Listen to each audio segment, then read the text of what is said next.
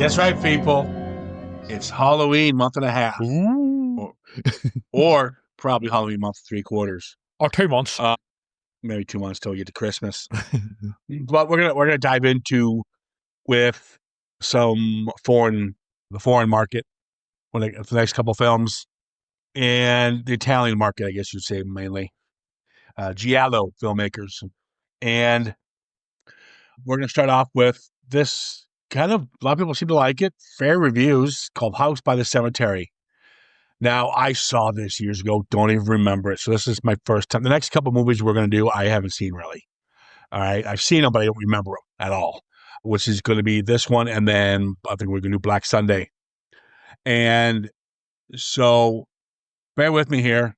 Yes. And I know this one's definitely beloved. We're going to start off with director Lucio Fulci.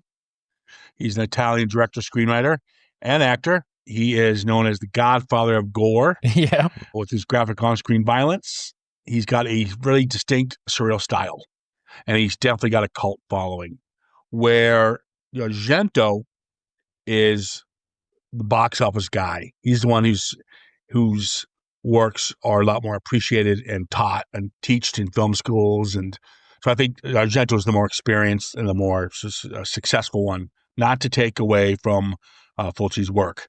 But I'll tell you right now, by going based on this one film, Dario Argento, this guy doesn't have even close, not even an inch of resemblance to our boy Argento. Well, I wouldn't compare the two for a start, because their styles are very different. You know, with Fulci as well, with this film, The House by the Cemetery, it's also part of his loosely related Gates of Hell trilogy, which also includes City of the Living Dead and The Beyond. The Beyond is an absolute classic. But I don't know, I suppose you can compare them in certain ways, because both filmmakers do use dreamlike qualities. But Fulci is more known for his gore, especially with zombie flesh eaters, eye gouging, stuff like that.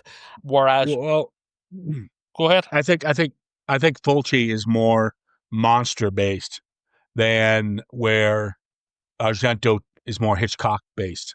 Yeah, well, there's also a lot of sort of Lovecraftian influences with Fulci as well, so there would be more sort of, yeah.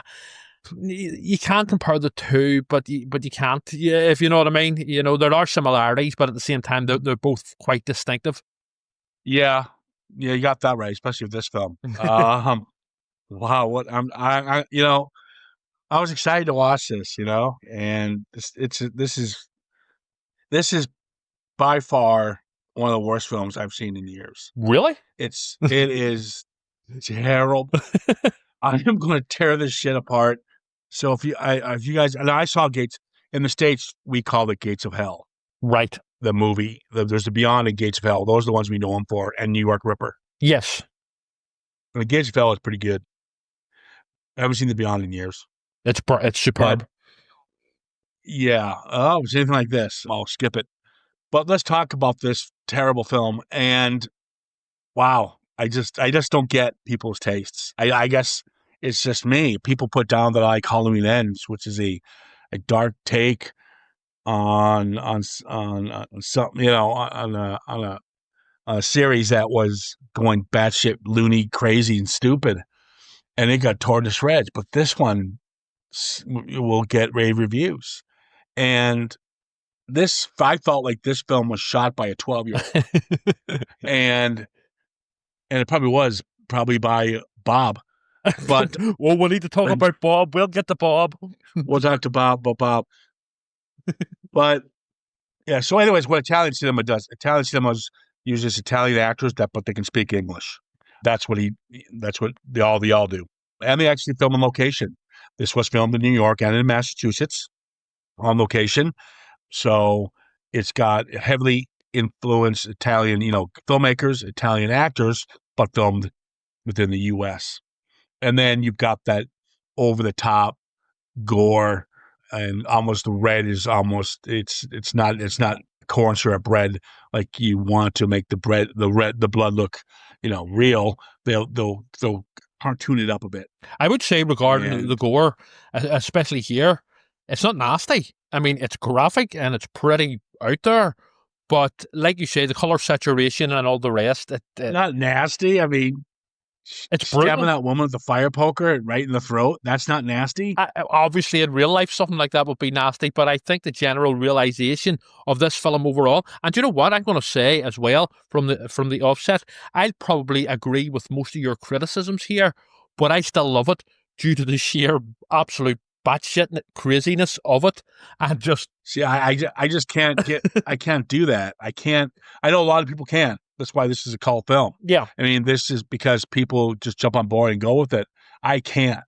I mean, because I've been subject to people ripping Friday 13th apart, but Friday 13th is 5,000 times more competent filmmaking than this is.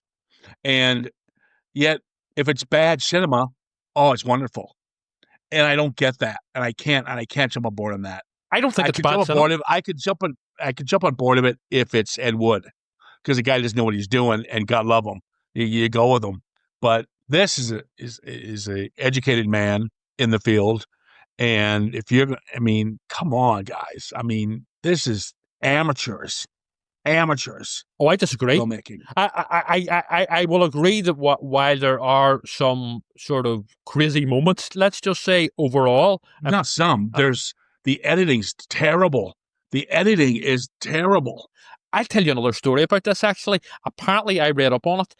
If you think that it is somewhat incoherent on, the viewing that you've just experienced, apparently in the 1980s there was a video release of this in America, and the video company, the distributor or whatever, got basically the film reels mixed up. So, so it was basically even more incoherent and incomprehensible. So, I think by it wasn't that bad. I mean, we talked about Argento, especially with Deep Red, where and I think it's the style of the directors, and it happens with Argento, is where they'll film a scene, and then the scene is still going, and they'll cut to they're in a different country. Like, what the fuck just happened? yeah. And this happens with this one. The only difference between Argento and him, Argento has talent, and Argento at least gave you a solid scene. Might cut to a completely different scene, you kind of thrown off, but what he presented in the first scene that he cut away from was solid and well directed. This is just fucking slop. But let's jump into it, and Go ahead. we'll discuss it. It's a terrible, terrible film. We've got Catriona MacColl as Lucy, Paulo Malco as Dr. Boyle. That's the husband, or I just say fucking clueless twat. We got Anina Perrone as the babysitter with her eyebrows. Yeah. What is with this? What is with the zoom in with the eyes in this film? We got Giovanni Frezza as Bob. Now, who calls their kid Bob? Usually, if you name your kid Bob, you're going to call him Robbie or Bobby. Yeah. You're not going to call a little child Bob. Well, Bob. Every time they were looking for Bob, I kept looking for an adult. Bob is also, I must say, this young, sort of almost androgynous young boy, who is voiced by dubbed by an adult woman, and it is completely surreal. Let's just say. The reason the two kids, Sylvia Colatina as well, who plays the ghost kid, creepy Korean girl, yeah, those two were dubbed because they were the only ones on the set that couldn't speak English. That's right. Yeah, I read that too. Yeah. So I'll give it a pass, but yeah, it's terrible dubbing. We got Dagmar Lysander. Now that's a woman, I guess, Laura. And then we got Dr. Freudstein. Oh, no, take a Dr. Frankenstein there. Dr. Freudstein, Mr. Wheatley, and the stupidest fucking person in the world, Daniel. Now we got a nice opening here. We got some nice booby shot. We got a girl who says the name Steve like 3,000 times, and she just got done making yum yum time with Steve. Steve's missing, and she finds him hanging from the door, and then she gets knifed through from the back of the head through the mouth. Yes, lovely opening scene. You had me. I was like, this is good gore. All right, and then the body's getting dragged, and the door closes. So we have a mystery. Who's downstairs? Who's the killer? Who's in the door? I'm like, I am in. That's it, people. The movie's over for me now. Okay. Then we got the music, which is Complete ripoff of Goblin. I love the score though, especially the opening and closing theme. I think it's genuinely beautiful and haunting. Well, even with demons and the other films we talked about, they have that Goblin-esque A kind lot of of these quality. Italian horror films from back then had similar type scores. So you got this fucking kid Bob, and he's got the fucking Shining, I guess, and May is talking to him through a picture of the house they're about to go visit. Because May's in the fucking picture. I don't know the fuck. Yes, it's a painting. It's not even a picture or something. I don't know. But yes, ghost kid from Victorian times. She's basically telling Bob not to go to the house from this painting, essentially. Yeah, because Bob has apparent supernatural powers in a way. God, if I was Stephen King, I'd sue. So here's the plot. There is one, I think.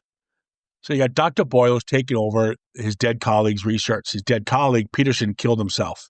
And while he was researching Dr. Freudstein and his residence, where he was clearly doing some kind of experimental work. It's an isolated house in Boston. He's taking his family and uprooting him there, as you do, where murder-suicide happens. It's like the ultimate haunted house trope. You know, there's been a series of murders in the house. Yeah, let's go and stay there. Yeah, it's like there's been human experimentation. Oh, let's bring Bob there. Our young kid. Yeah. To be fair, after listening to Bob for a while, you can sort of understand that. Fuck, I would have chucked that kid in the basement and left him there. You know, we talk about we don't like kids in cinema. Yeah. Bob's the ultimate. Creepy Bob's kid. the ultimate. Yeah.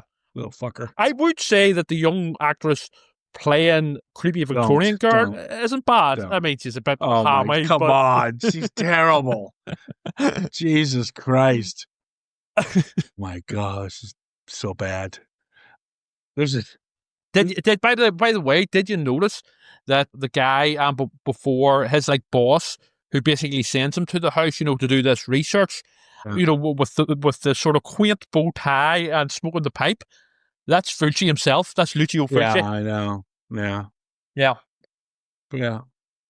So as they're driving to Boston, you have this cutaway of the little fucking idiot ghost girl, and she's looking up this window of a department store display, and you see this family. And then she's looking at it, we're supposed to go, oh, she misses her family because she's a dead kid. Yeah. Yeah, the mannequins. And then all of a sudden, the mom's mannequin's head falls off. And also, weirdly, the mannequin looks exactly like the babysitter, the random babysitter who hasn't been hired by anyone, who takes somebody into their house, a babysitter, to look after their kid. All right, fair enough, it's Bob. Yeah, I got that. We'll get to that. Yeah. We'll get to that because, the beheading of the mannequin comes because it ends up being the beheading of Anne. Yes, and it looks exactly like her as well, the mannequin. But I got a lot of questions about the fucking babysitter. She's hot, so we got that going for her. Yeah, this is just terrible. So the kids got The Shining. It's terrible. And we meet Anna. I love how they go to realtors and they go, oh yeah, can we get the keys to the house? Blah, blah, blah. Yeah, no problem. I'm on my way. Oh, here's Anna. She's your babysitter. Bye. Okay. The estate agents are pretty sort of weird and behave weirdly as well. And there is a sort of Shining-esque suggestion here as well, and later on, of some sort of reincarnation where the father is speaking to one of these sort of library sort of guys and says, oh, you were here before, weren't you? You were the former guy. So there is perhaps a little bit of borrowing from The Shining, although it depends when this was filmed. This could have been filmed late 70s. I don't know, essentially. No, there's nothing there. They try to make it look like, oh, you've been here before. No, I haven't. And he hasn't been there before. And if he was, they never, ever go back to that. It's like they're just writing something. Hey, I have an idea. Say this line. Okay, when's it come back? I don't know. There's a lot of stuff here that isn't followed up or isn't explained. In fact, yeah, it's terrible. There's a scene later on where the estate agent woman, the one who gets killed with the poker, where she blanks Katrina McCall in the street after basically, letting out this house tour, and it doesn't make any sense. And even Katrina McCall talks about it to her husband, and then it's never followed up. So there is a lot of stuff here that it feels dreamlike. The whole thing feels like a weird dream to me, and we'll get to it later on in the wrap up. But that is essentially why it works for me. But go ahead. See, that's the problem. You're thinking that's what his intent was. It's not. It may not. It may or may not be. You're making the filmmaker look more creative than he is. He's not, and so you're trying to grab at something, and now you're going to go, "I could give this movie a pass because he was trying to do that." No, he wasn't. There's nothing of talent. Whether he was attempting this or not is kind of a moot point, because it's the end result does work for me in terms of it's just so over the top and crazy with all the loose ends not tied up. I'll give you all the negatives at the very end. Go ahead. And then you can actually go and you can sit there and go, wow, no, I get it. All right, so here we go. So fuck me. And there's not a scary moment. There's one scary moment. One. And then that's even ruined. So the whole house, Doc Boyle is walking around the house and he hears his kid crying. And he thinks it's Bob, the little fucker. And it isn't. It's just obviously it's a ghost. You know, I watched the Amityville Horror, and I watched Burnt Offerings, and I watched fucking anything but this film. And they know how to do creepy. And all it is a fucking voice. How could you fuck this up? It's not even scary, the kid crying. It's not even ominous. It's not even kind of a cackle. It's not even giving us any. I'm going to give you that sound effects, because I actually found that distracting. You know, the weird sort of crying.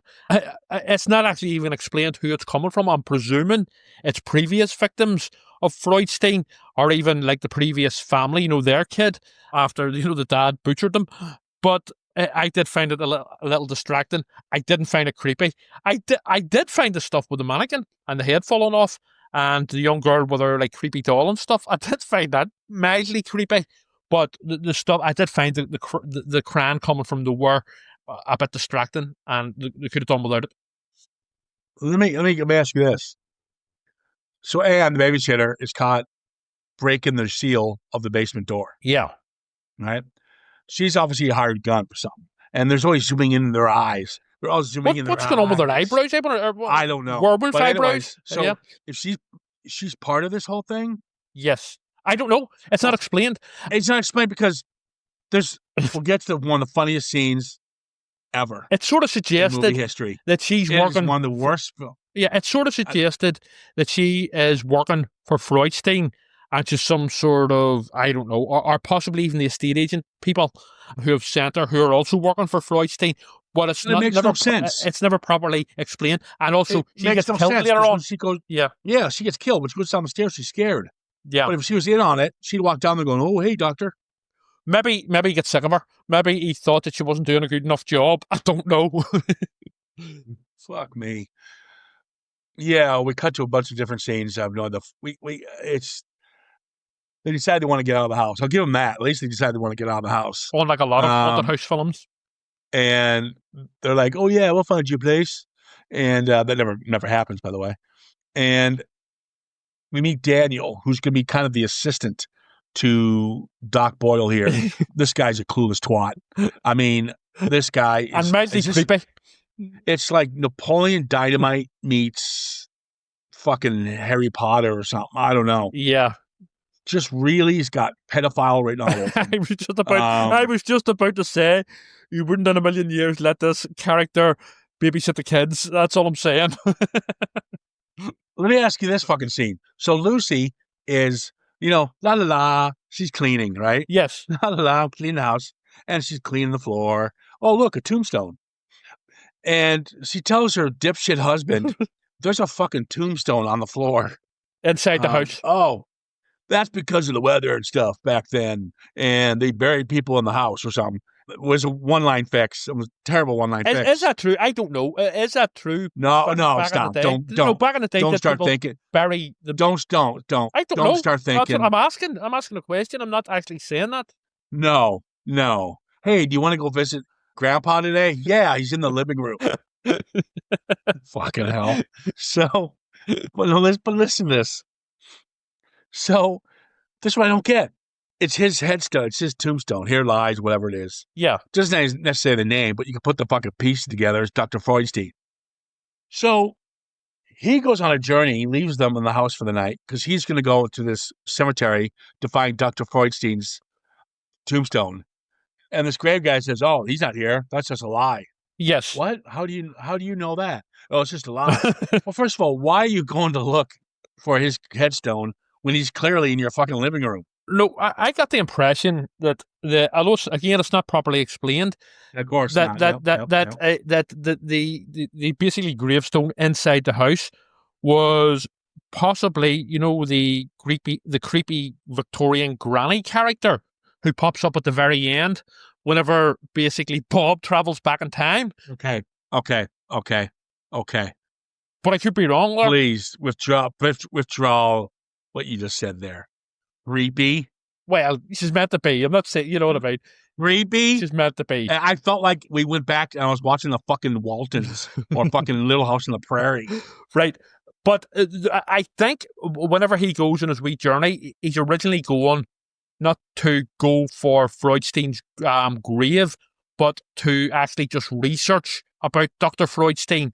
And then he's then directed, possibly by creepy in a completely different way, librarian guy, to the graveyard, the cemetery, the other cemetery, not the one by their house, where then the random grave digger says, "Nah, he's not here, dude. He's somewhere else." So, well, when she's cleaning and shit, and then the kitchen starts moving and shit, and doors the start bat flashing. comes. No, that's not there yet. That's another scene we'll get to. But it's a terrible shot. So she's like screaming and these ghost noises, and the husband comes home, and she's in like the fetal position on the corner of the floor, and then it quickly cuts to, which we always get. He's making her breakfast, and brings her to her room. Obviously, she's tired of what she went through, and there's a scene where he opens up the fucking curtains. And he's got this fucking glow. Yeah. And she's looking at him and she's got this glow. And it's like, is this Captain Kirk about to fuck a hot alien? Or what is this? You have that alien glow that they use in Star Trek. Yes. Yeah, I mean, it's so. There's bad. Also the suggestion, especially at the start of this film, that it's all going on in her head and that she's actually mentally ill, but it's not followed up again. Because there's nothing's followed up. There's a stuff with her tablets and stuff. She's on certain tablets for whatever mental health problems. So there is that suggestion, but again, it's forgotten about once it's established that Freudstein is actually real and he's out for human blood. Okay, sure. There's another scene where Anne, the babysitter. Yes. No, the other Anne. Anne, Doc, and Lucy are in the hallway. And I think they're supposed to play on as having an affair with Doc, and the wife's supposed to think, but there isn't. It's never played on, but I think that's what they're trying to do. Again, it's more random stuff that's sort of thrown into the mix. And then they're like, Doc says something, and then we zoom in on Anne's eyes, and then we zoom in on Doc's eyes, and then we cut to fucking Lucy's eyes. And I'm like, what's with all the eye shots? Possibly a reference to Kubrick. Kubrick was known for the eye shots. Oh, don't. Again, goes back to The Shining. No, it could very well be, or at least an attempt at eye shots in The Shining like this. No, I know it's different, sort of in terms of the realization of them. But Kubrick was renowned through his career for the eye shots. You had the eye shots in The Shining of, the close up, the face close up of Jack Nicholson and stuff. Similar with Alex, Malcolm McDowell, and A Clockwork Orange and stuff. It could be. I think I would need to sort of rewatch more Fulci stuff that I've seen before, so I have to just to double check if that's an actual trope within Fulci films as well. So it's been a while since I've seen the likes of Zombie Flesh Eaters and his other Gates of Hell films and other ones. But you realize a trope is usually a positive thing. It's something that a director would be known for. We talked about that last podcast with De Palma. Yeah, he always has those three elements, those three scenes that bring the audience in the beginning, middle, and the end of his films. That's a De Palma trope. Having zoom in at people's eyes for no fucking reason whatsoever is not a trope. The problem is, it's at this point, it's sort of suggesting that there is an affair going on, or there will be, there's sexual tension between the babysitter and the dad, but it's never followed up like so much of this. You know what I mean? I mean, we must just call it. I mean, it's never followed up. Yeah. We just that.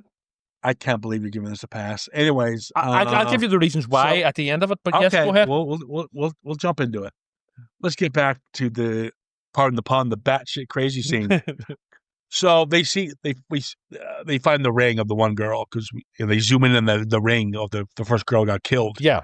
In the opening scene, and they go downstairs, and the bat, funniest fucking scene in film history is in this scene.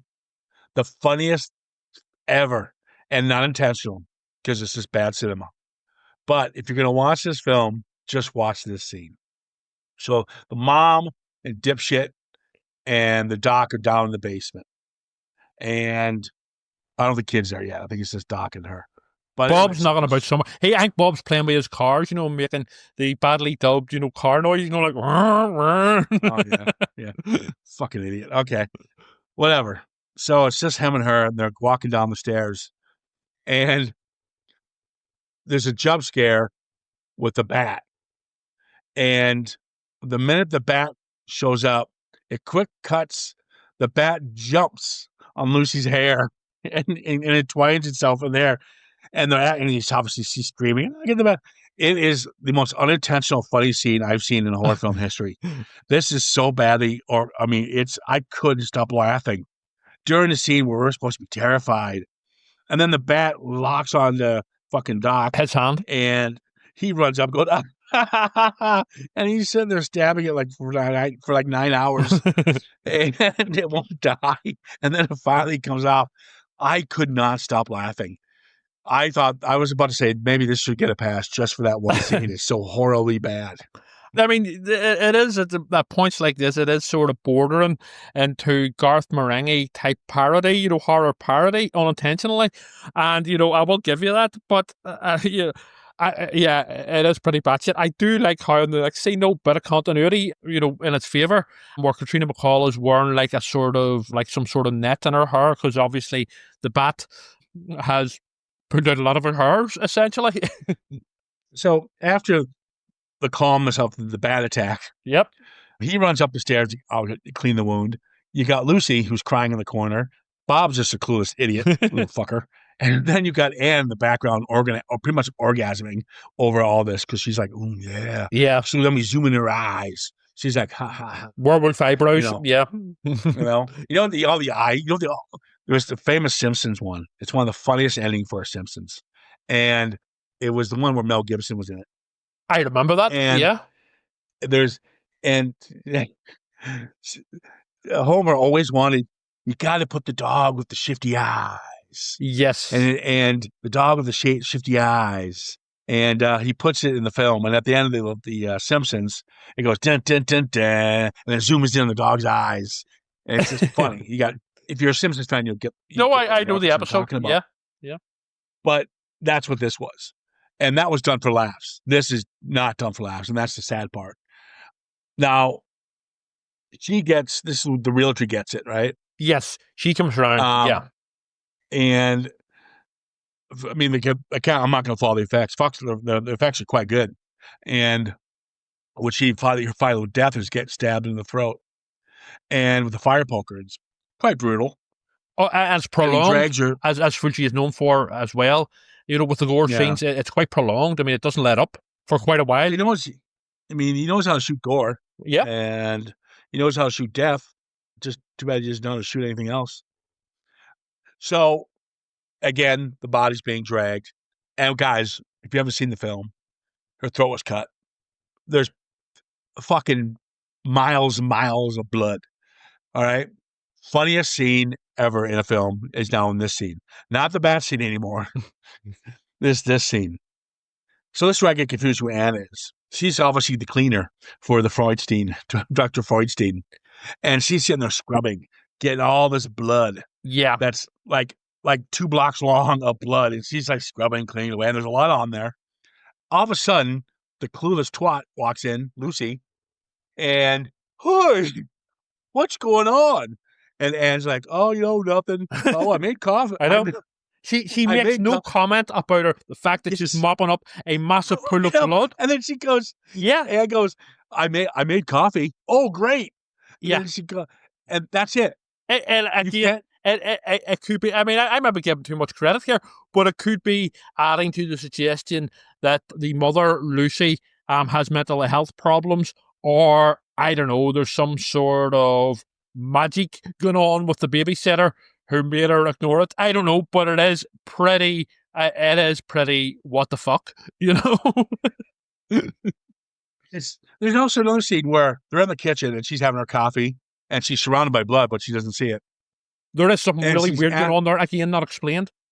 She's asking Anne all these basic questions. Yep. Oh, what do you do for blah, blah, blah, blah? And Anne just keeps walking toward her. And then we cut to Lucy's driving. What? Yeah. What? This is terrible. It's like dream logic or something. Oh, God, here we go. Maybe I am giving it too much credit, but certainly the end result is I'll say one thing about it, for all its sort of craziness and flaws, it's never boring. It's a very entertaining film. Whether no, it's not entertaining. It is to me. It's not. Yeah, well, that's. I mean, it's whatever. A proper backseat spook show. Yeah. So I'm so confused at who. So you got Doc Boyle. He finds a tape, and the tape is pretty much Peterson, and it's Peterson's meltdown of the investigation he's been, and pretty much his final tape. Yeah, Doc burns it again. Why does the Doc burn it? Again, not explained, but it is almost suggested that he is now under the influence of Freudstein. None of that comes around. I know. The problem is a lot of stuff is suggested here, but never followed up on, and it's like they're throwing a load of ideas into a blender. But Trevor, as you're talking about it, don't you at least have some kind of dignity and self-respect where you can just sit there and go, you know what? I'm okay. I might have. I will fully admit that this is batshit and basically incoherent for basically the bulk of it. But at the same time, there is something that that adds to it for me. If you know what I mean, it's almost like you're on some sort of acid trip or something. Seriously, but there is something. It's a very, and I would say it's pulled off unintentionally here, but it's a very tricky thing to pull off. It's just the sheer craziness of it attracts me to it, and the visuals and stuff. I think I genuinely enjoy this. Oh, Jesus Christ! All right. So Anne's looking for the fucking Egypt kid, Bob, and then she goes. She thinks she's down in the basement, and this is where she gets beheaded. Yes. I'll tell you the difference between good filmmakers and this guy, or at least this one piece of work by this guy. Yeah, is they know how to build tents. Dario Argento is very good at it. He knows how to use when to implement music. He knows when to make it quiet. He knows how to make something atmospheric. Okay. So Anne goes down to the basement, and it's so confusing. She goes down there, and Freudstein's going to kill her, which I don't get. Two things. A, we find out Freudstein only has one arm, so good on him. He's pretty good at what he does for having one arm. But what I don't get is she's running up the stairs. She's scared. The door's closed. The kid's trying to get the door open to get her out. At this point, and then the killer's coming up the stairs. We see the knife, right? Yes. And he's coming up the stairs. We should be going, oh, my God, come on. But we don't care. A, we have no idea if she's good or bad. B, there's absolutely no build up to this. It's tactless, no score. It's laughable. And this is the big part. The person holding the knife has a clean hand. No, I was just about to say, I think basically... don't give it credit. No. Freudstein has two arms. Basically what Freudstein is up to is he's using... The reason he's killing people is he's using human remains, essentially, to prolong his life. Because he's like from Victorian times. And he's trying to... He has two working hands and arms One of them is like normal human hand, and the other one is like a zombie type one. He loses one of them. I can't remember which one later on with dipshit Bob in the cellar and stuff. The whole sort of finale. But as far as I'm aware, at the end this is pretty confusion. As far as I'm aware, Freudstein has two working arms and hands, but one of them's like more regular human, and the other one's like a zombie arm. It's fucking stupid. Because every time we see his hands when he's stabbing somebody in before, it's a zombie hand. Yeah, yeah. And so he's ambidextrous. Well, when stabbing people anyway, when stabbing sort of, you know what it is? See this scene? I think it was a case of they were sort of, as they were filming it, they realised, oh, there's not much happening here at this point. We need another killing. So, well, who's disposable here at this point? Yeah, let's go for the babysitter. Yeah, let's kill her, Anne. But it also harks back to the sort of when the mannequin's head falls off and the mannequin looks really like her. So I don't know. I don't know. I would say you would have to ask Lucio Fulci, but he passed in the 1990s. So, yeah, he passed fairly young, 68. Yeah. Mm-hmm. Okay, we got 20 minutes left. So fuck it. I don't care. Yeah, so the parents come home and dipshit's crying. Anne's dead. And so they decide to go in the basement. Mommy, her head's cut off. Mommy. So you finally have a cutaway shot. That kind of gives you a jump scare of these two eyes in the darkness. That's a cat, isn't it? I don't give a fuck. Yeah. Single. So, but then they ruin it by showing the eyes again and again and again, and it's like they're all over the place. Yeah. So he's human, but he's not a ghost. He's a zombie, basically. He's a zombie, so he can't move to point A to point B like a jackrabbit. And he's very fucking slow. we figured that out during this. When we see him. It's it's kind of like, oh, well, anyways, let's just keep going. Bob's a hero here. Bob's a horror icon. Yeah. I love the fact when Bob stabs him. Yes. Right? And there's this shot of all this fucking knives, all these knives. There's butcher knives. There's Michael Myers knives. He stabs him once. And then he just stares at him as he walks toward him incredibly slowly. Doesn't decide, oh, I'm going to pick another knife up. No, he just lets him rip his throat out. I like how whenever... While the mom does absolutely nothing to help. There is a big problem here with characters not just behaving stupidly, but doing everything in a really drawn out, slow manner. Oh my God, yes. It's just like, if that was me, if I was down in that basement, you would, and I'm unfit as fuck, but you would not, I would be breaking world sprint records up those stairs.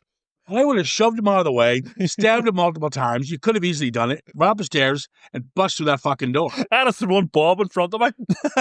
The little fucker. Sacrifice the kid. Nobody likes him anyway. Yeah. Little bastard. Mommy, her head came off. It's so fucking stupid. So after dipshit dies, she decides to go a different route and go up the steps. It's a ladder. It's a ladder now, not steps. Mm-hmm. It's literally a ladder. So they're up there trying to get through, I think it's the crack in the tombstone. It is, that's on the floor. Yeah. And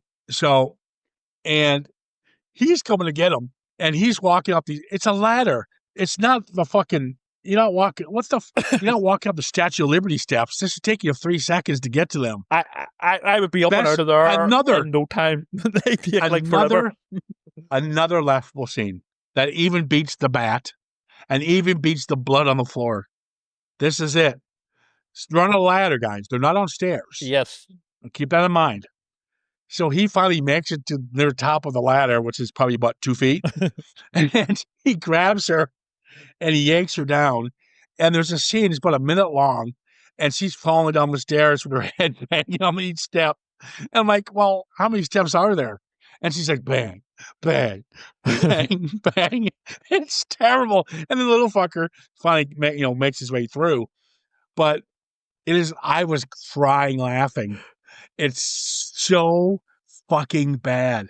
Anybody who sees this says, "Oh my God, this is sheer terror," is full of shit or should be institutionalized. I don't think it's scary. I don't think it's terrifying. But there is just something I really love about the absolute craziness of it all. And it's just like crazy shit after crazy shit. Then there's new crazy shit. Then there's random other crazy shit. I love that sort of stuff. And then we meet. And I love the very ending where Bob basically travels back in time. No, he didn't back in travel time. It was May who helped him out of that fucking floor or whatever. And then May's mom jumps in with her, I guess. Yeah. And says, this is like the ending of Casper, the one that came out like 98. And it's like, okay, May, you saved Bob. We're going to go now. And Bob's just sitting there going, oh, okay, yeah, talk to you later. And the fuck? This is time travel. My impression, basically they were from Victorian times, and the sort of the look of the room and stuff, the decor of the room suggested to me that Bob had been saved by them like through time, and he was now sort of trapped in Victorian times. And it ends with the made up quote by Fulci, by the way, the whole sort of, we cannot decide whether children are monsters or monsters are children. And there's a sort of weird happy ending for Bob. It's not made up. What? It's not made up. No, apparently it was. It's credited to Henry James, but apparently Henry James didn't make that quote. Apparently Fulci just made it up for it to be like sound good and atmospheric and stuff. Okay. What is it? Okay, tell me what that means. Well, it's sort of left open to your imagination that fuck me. The kids are monsters or are monsters' kids. It's basically a commentary on creepy Victorian girl, but in a strange way.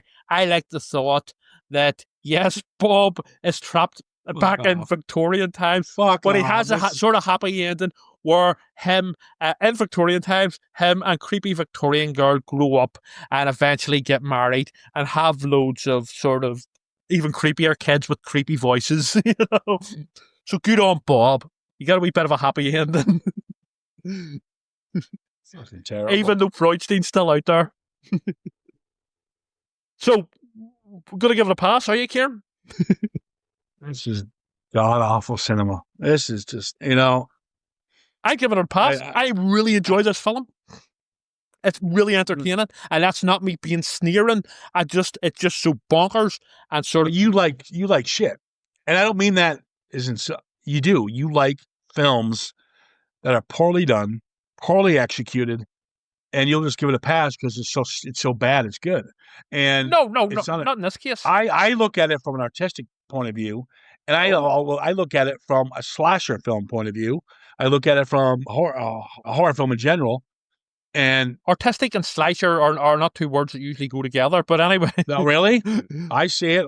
Black Christmas. Well, yeah, there is some classics. Tom, yes. Psycho. Yeah. Halloween. But I say not usually. No. Scream. I mean, I can keep going, but no. I mean, come on. This is terrible filmmaking. No, I'm not going to judge the man's complete library on this. I'm not saying it's not flawed, but I will say that I find, and again, not in a sort of sneering, sort of so bad it's good. Yes, it's certainly flawed, and a lot of it is completely incomprehensible, but especially in terms of the story and all these random things that are thrown in. But I'm never bored watching this, and I just enjoy the craziness of it. So I'm giving it a pass because of that.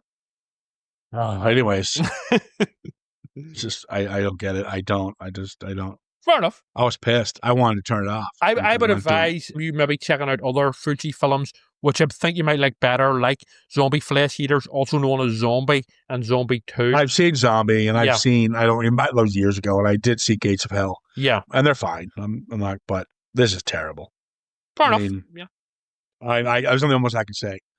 For anyone who doesn't like good editing in films, anybody who doesn't like good scripts, anybody who doesn't like good acting, anybody who likes nothing but bland, boring, stupid people on screen and a obnoxious fucking dub child. I love Bob. Named Bob. And fuck me. And it's, wow. Well, just wow. Look, Whatever. it's a film that has everything. It's got creepy kids, a creepy doll, creepy mannequins, a haunted house, time travel. I love crafting elements to the creepy. stories. There's nothing creepy in this. You got to get over the word creepy. This is not a creepy film. Well, the guy in the library was pretty creepy. Oh, God. It's got zombies and everything. What more? Yeah. We got to wrap this one up. We need to get something real quick here, something better. Well, Black Sunday's a gothic classic.